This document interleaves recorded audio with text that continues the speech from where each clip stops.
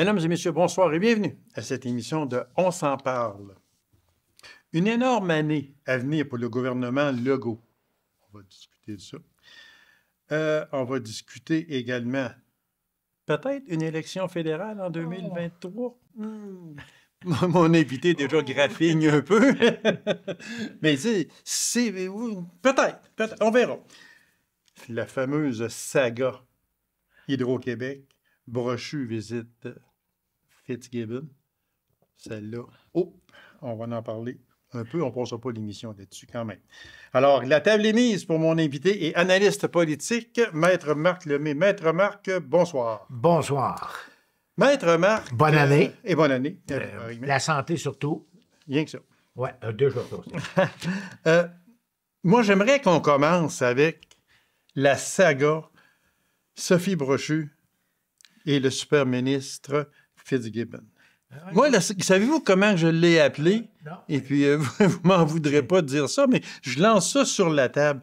La saga du transport de vérité sans précaution. Hein? Mon titre, es-tu pas pire? Oui, c'est bon. C'est bon. C'est bon. Ça reste à développer. Oh, oui, c'est sûr. Mais, c'est sûr. Mais le problème qu'on a dans ce dossier-là, c'est qu'on n'a pas toutes les informations. Il y a beaucoup de choses qui sont confidentielles. Si on regarde les dates, OK? Bon, il y a eu les élections au mois d'octobre. Monsieur a été réélu. Conseil des ministres. Avant même le Conseil des ministres, avant même la fin de l'élection, M. Legault avait dit, et je cite à peu près ceci, il y en a au moins 2-3 qui ne perdront pas le job. Et c'est M. Dubé à santé, ça c'est à peu... M. Fitzgibbon, pour moi, va avoir un rôle très important. Et tout de suite après l'élection, avant la nomination de son Conseil des ministres, il a dit que ça serait un super ministre de l'économie, puis il voyait dans sa soupe avec, l'économie, le développement durable, les énergies, ressources, nommez-les toutes, là. Il contrôlait à peu près tout, M. Fitzgibbon. Donc, c'est un pilier extrêmement important comme M. Dubé. Bon. Mais tout le monde savait que Mme Brochu trépignait en arrière, la présidente de Hydro-Québec, en disant « Ouais, on a déjà commencé à se pogner un petit peu parce qu'il avait déjà commencé à parler, puis on avait déjà parlé, le gouvernement, que ce qu'il voulait, c'est d'autres barrages. » Puis moi, je leur ai dit, il n'y en a pas question d'avoir d'autres barrages. Exactement. Parce qu'il y a d'autres choses qu'on peut faire en attendant, comme avoir de l'économie d'énergie, etc., etc. Là, il y a un paquet de choses. Oui, mais nous autres, on veut des barrages parce qu'on veut absolument on veut une nouvelle Hydro-Québec, voilà. Parce que ça va en prendre une autre, parce que là, on fait des contrats un peu partout. Bon. Moi, je pense, et là-dessus, on s'en est parlé hors d'onde, mais moi, je pense que vous avez raison de dire que M. Legault a voulu sauver la chèvre et le chou en créant un comité composé de 5 Le fameux comité d'arbitrage présidé par M. Legault. Présidé par lui-même, oui. Et dans laquelle il y aurait les 5 ministres, M. Girard, M. Fitzgibbon, le ministre de l'Environnement, bien évidemment M. Legault, et exceptionnellement Mme Brochu, la présidente d'Hydro-Québec. Moi, en tout cas pour un, je pensais qu'on avait réglé le problème. Ils vont s'asseoir, ils vont fermer la porte, puis ils vont s'entendre. Mais je pense qu'on l'a activé. En tout cas, moi, je pense que vous avez raison. Il s'est passé quelque chose dans cette réunion-là que j'aurais bien aimé savoir. Oui. Il s'est passé quelque chose, justement, que est-ce qu'on va savoir ça? On ne saura jamais. D'après moi, non. Ou ça va prendre beaucoup d'années. Mais une chose est certaine, c'est que suite à cette réunion-là, qui se tenait autour du 20 quelques décembre, 22 décembre. Juste avant Noël. Et voilà, exactement. Puis tout le monde disait ça a bien été, une belle rencontre. Exactement. Mme Brochu a dit la même affaire. Bon. Puis suite à tout ça, là, on est arrivé en début janvier, Mme Brochu qui, après juste 3 ans, elle avait un contrat de 5 ans. Oui. Après juste 3 ans, elle a dit, bon, moi, là, j'ai fait ce que j'avais à faire et on ne reviendra pas là-dessus parce que c'est un paquet de menteries, excusez-moi. Mais moi, c'est mon opinion. Mais il reste un fait pareil, c'est que elle a pris les fêtes, sûrement pour penser à ça. Et déjà, le 10 octobre ou environ que le Conseil des ministres a été formé, oui. Quand elle a su que M.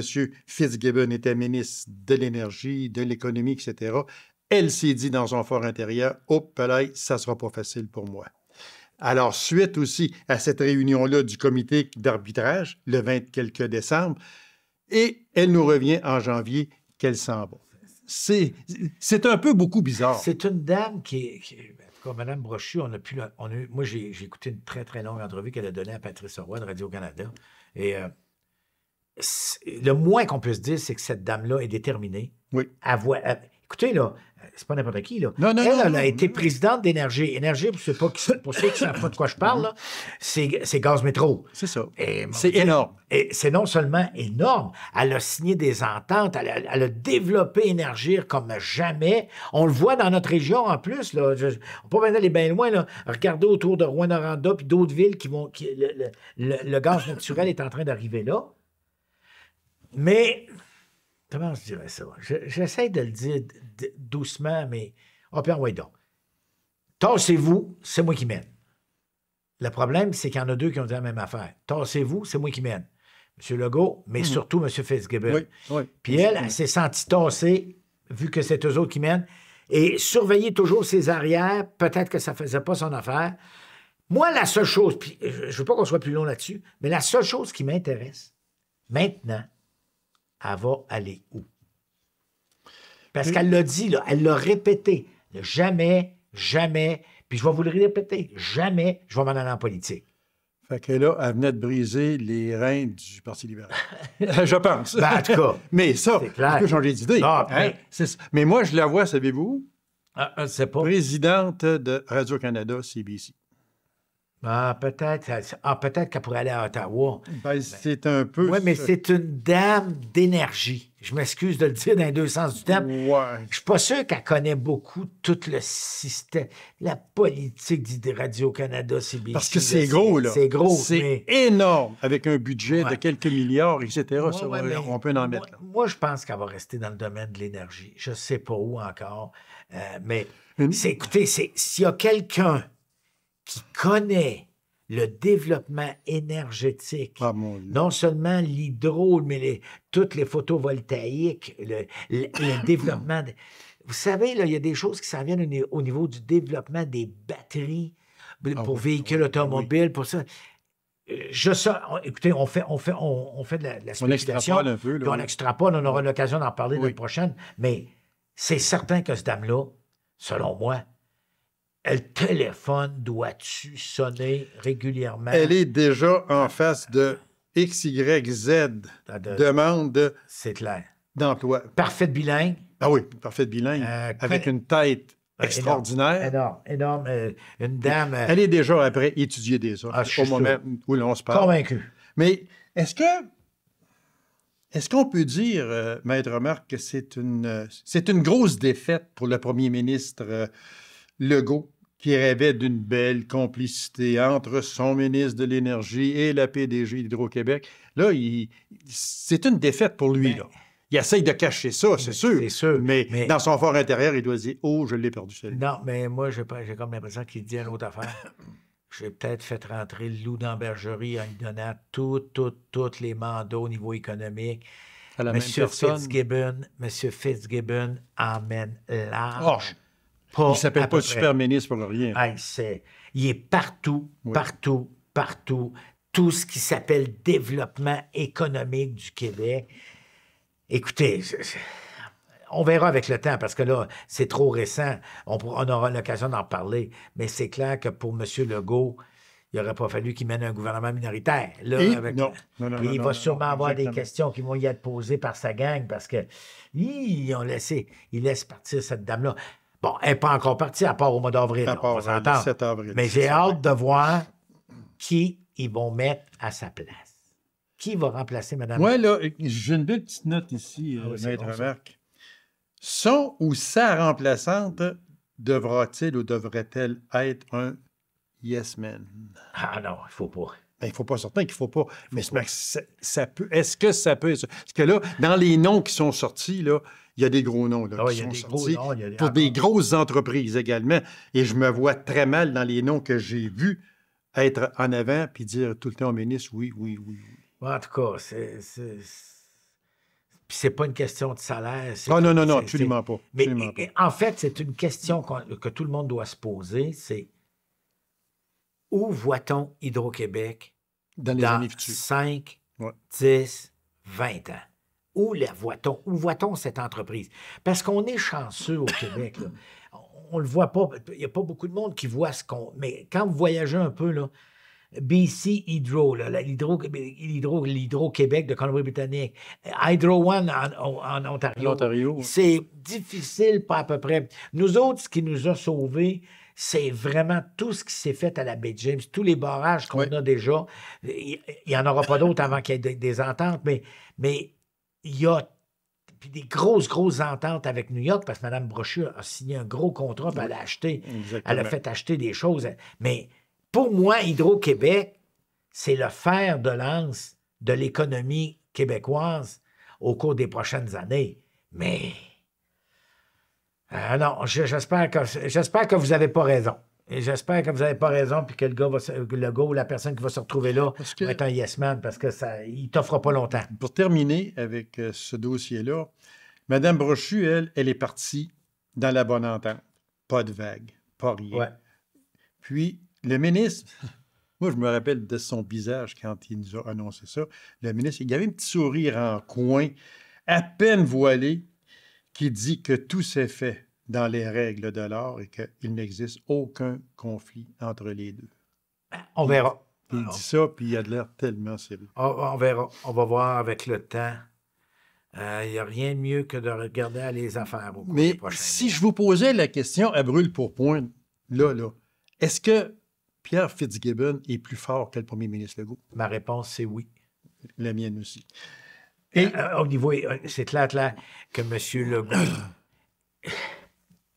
C'est M. Legault qui mène, bon, c'est clair. Mais M. Legault fait énormément confiance à deux ministres extraordinaires, Son ministre des Finances. Dubé Puis puis M. aussi, oui. Fitzgibbon. Pour moi, là, c'est les deux. Les autres, deux ils ont le champ libre partout. Ah, c'est eux autres qui mènent. Puis, je vais vous dire une affaire, on pourra parler à un moment donné de M. Dubé qui va arriver avec son projet de réforme de la santé. Ça va être énorme. S'il peut avoir 4 ans pour le faire, mais M. Legault leur fait entièrement confiance et il y a des gros projets de développement économique qui s'en viennent au Québec. Et tout le dossier des batteries. Écoutez, je regardais, là, je ne sais pas si vous avez vu le reportage, mais Bécancour, près de Sorel, là, ils ont un parc industriel. Ils veulent devenir le centre mondial du développement des batteries électriques pour les autos, pour à peu près tout. Moi, la seule chose, puis je le dis, puis il va falloir qu'on soit prudent, il va falloir qu'on surveille. C'est pas vrai qu'on va laisser sortir notre lithium qui vient de notre région Il ne faut pas. pour envoyer ça sans transformation. Non. Nous autres, on va devenir un bassin de matière Il faut qu'on première. puisse la transformer comme chez nous. Comme l'eau. Oui, Comme l'eau exactement. qu'on envoie un peu partout, puis qu'il n'y a pas de redevances qui viennent en région. Moi, en tout cas, je vais vous dire une affaire, ça va être intéressant de suivre ça au cours des prochains mois, mais c'est clair. Puis j'avais justement sur ça ici, Maître Marc, une déclaration du maire d'Amos et du préfet aussi de la Oui, M. MRC. Destou. Exactement, M. Destou, qui dit que l'Abitibi veut transformer son lithium. On a les gisements, il faut que les retombées soient chez nous. Mais je vais vous dire une affaire. Je vais essayer de le dire. La seule place en région où on transforme du minerai, etc., c'est la fonderie Horn à Rouyn-Noranda, malgré tout ce qu'on dit de l'arsenic et tout ça. Là, je ne veux pas rentrer dans ce débat-là. Les autres, là, l'or, là, parce que de l'or, là, il en sort un peu partout. Qu'est-ce qu'on fait de l'or? Ben, de l'or, on fait des lingots. Qu'est-ce qui se passe avec les lingots?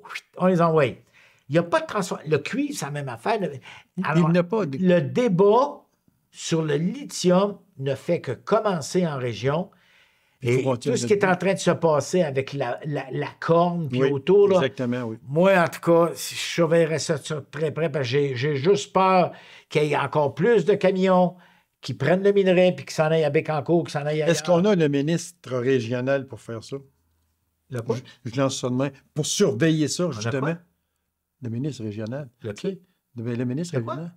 Ah, c'est vrai. Il n'est On pas n'a celui... OK. Ah oui, il vient d'un autre. Alors, Il vient, OK, c'est correct. Non, mais OK. Bon, une dernière chose. votre tranche Oui. d'humour est bonne. C'est bon.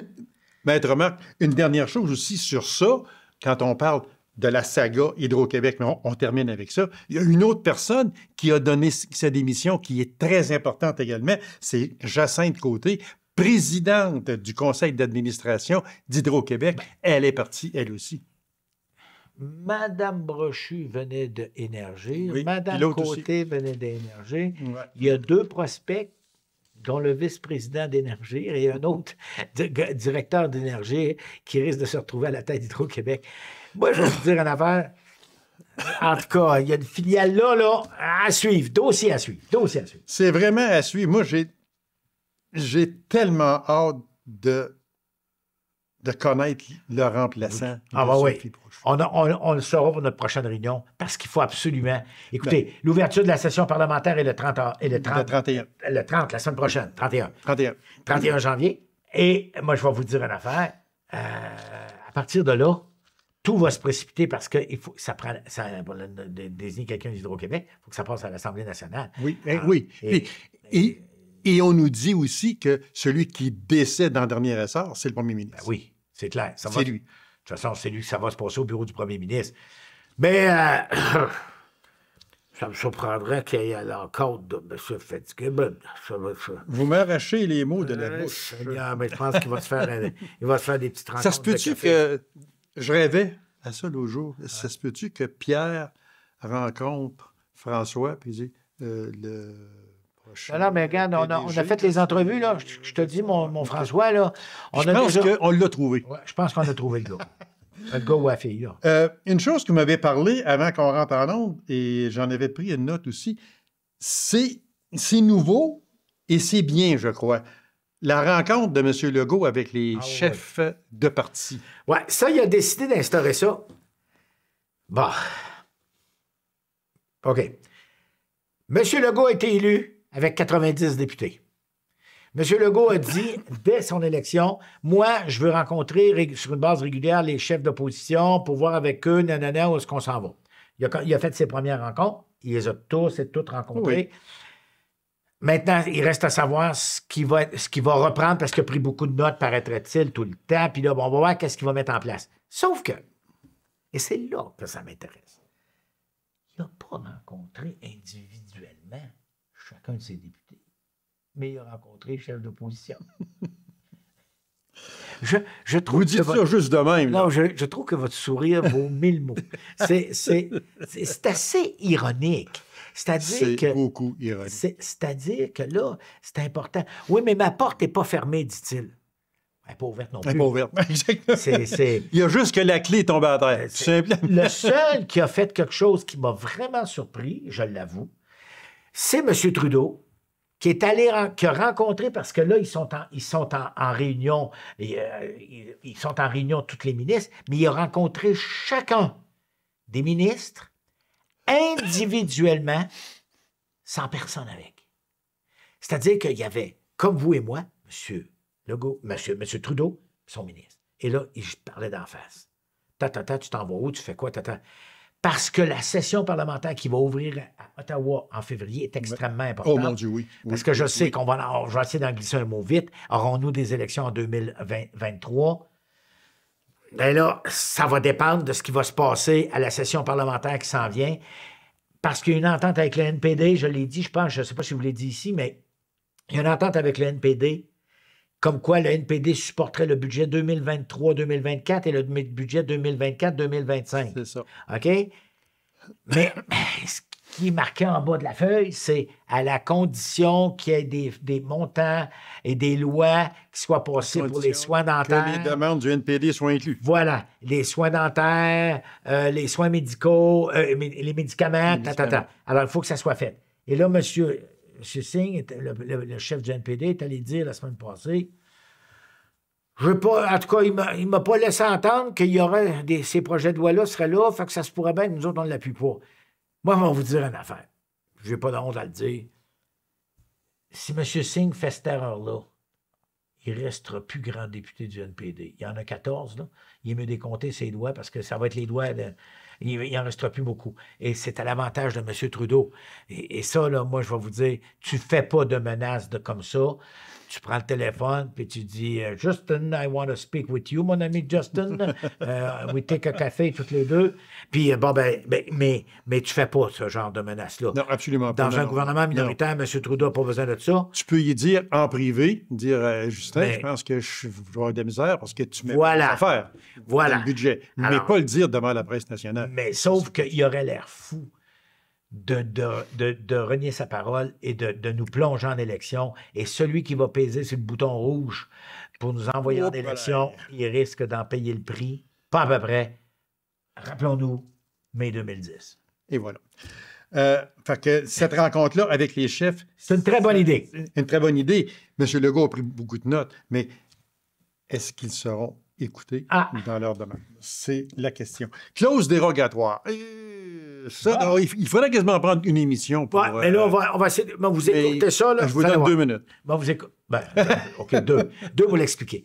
La clause dérogatoire, une clause dérogatoire, c'est, le mot le dit, c'est pour déroger à un projet de loi ou à quelque chose qu'on veut mettre en place en disant, nous autres, même si notre projet de loi est défait, c'est bien de valeur, même si la Cour suprême nous dit que notre projet de loi n'est pas bon, mais on garde par la clause dérogatoire, on va l'appliquer pareil. J'ai essayé d'expliquer ça, là. Puis c'est mis dans chacun des projets de loi, il ne faut pas s'en cacher. Le projet de loi 96, puis le projet de loi sur la laïcité.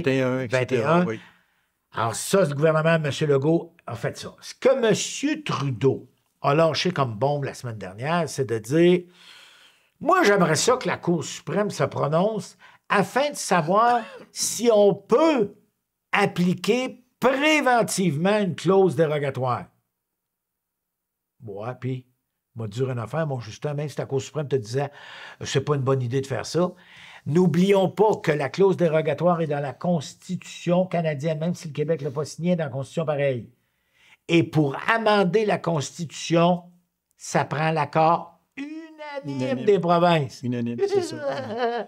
Ça n'arrivera jamais. C'est là que le Québec va dire ouf. Non, de notre vivant, vous et moi, puis beaucoup de nos auditeurs tristes, jamais on va voir ça. Écoutez, ça va être très difficile. On veut abolir le serment à la reine, au roi.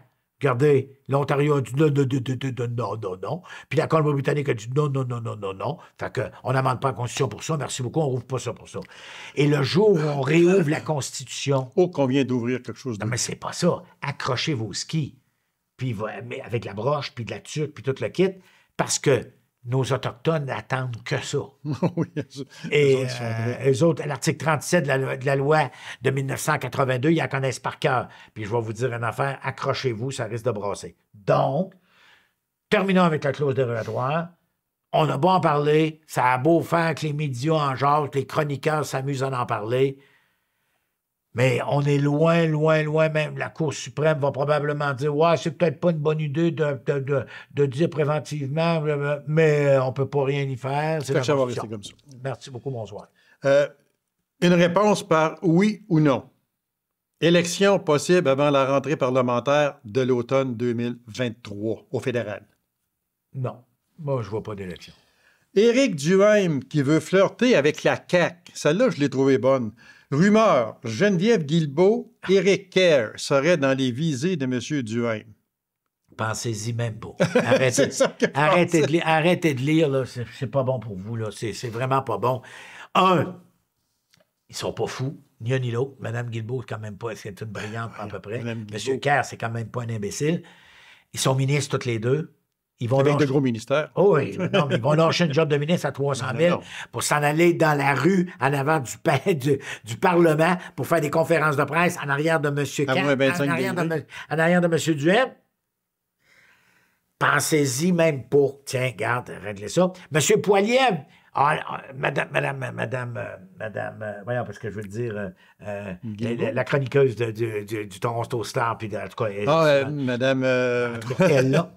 A dit que ça se pourrait que M. Poilievre veuille attirer du monde de la CAQ. Chantal. Madame Chantal Hébert.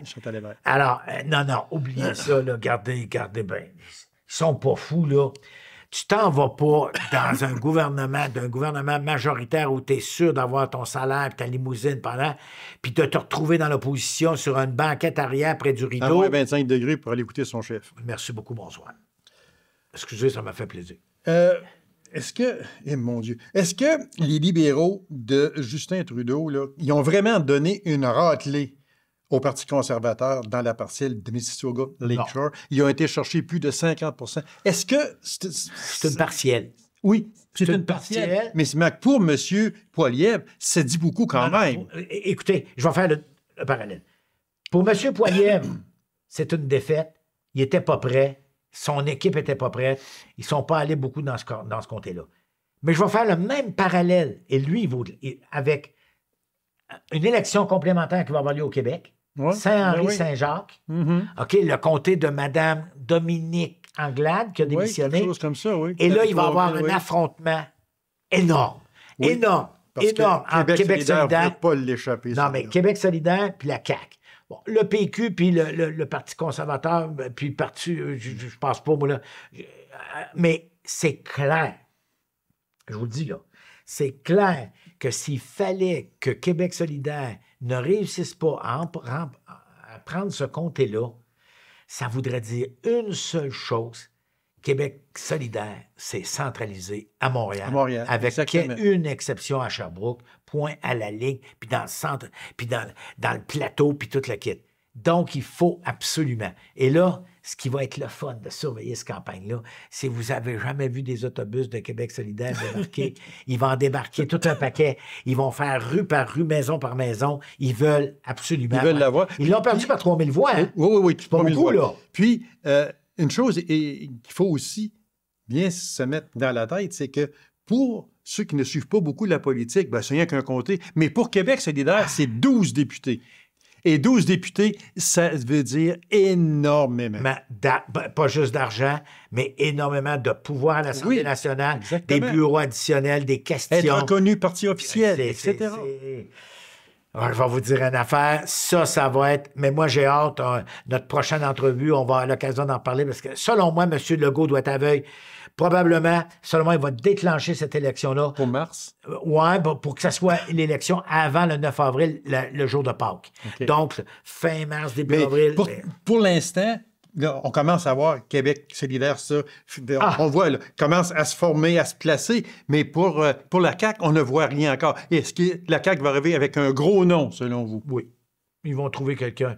Le téléphone parce que là, M. Legault peut faire les promesses qu'il veut, là, parce que là, à 90 députés, il peut dire, regarde, viens-t'en, puis je vais te donner quelque chose. Si on se retrouve avec un 91e député, ce 91e-là sera-t-il ministre dans un remaniement ministériel passant par-dessus la tête de 47 députés? Surtout ceux de la BTB-Témiscamingue. Je l'ai pas dit, moi, je l'ai pas dit. Ah, OK, non, mais moi, je l'ai dit. Je l'ai pas dit. Mais à suivre. À suivre, comme on dit. C'est clair. Maître Marc, merci. C'est toujours un plaisir de vous recevoir. Puis, quant à notre prochaine... entrevue, il y aura sûrement de gros développements qui se seront faits déjà. Fait qu'on parle entre autres de la fameuse partielle, puis clause dérogatoire aussi qui va avoir peut-être donné des choses. Le président ou la présidente d'Hydro-Québec, la personne qui va remplacer Mme Côté également comme présidente du conseil d'administration. On aura des réponses peut-être à toutes ces questions-là à notre prochaine entrevue. Merci infiniment, Marc. À la prochaine. Merci beaucoup. Alors, mesdames et messieurs, merci d'avoir été dans son rendez-vous à une prochaine émission de On s'en parle. Au revoir et bonne semaine.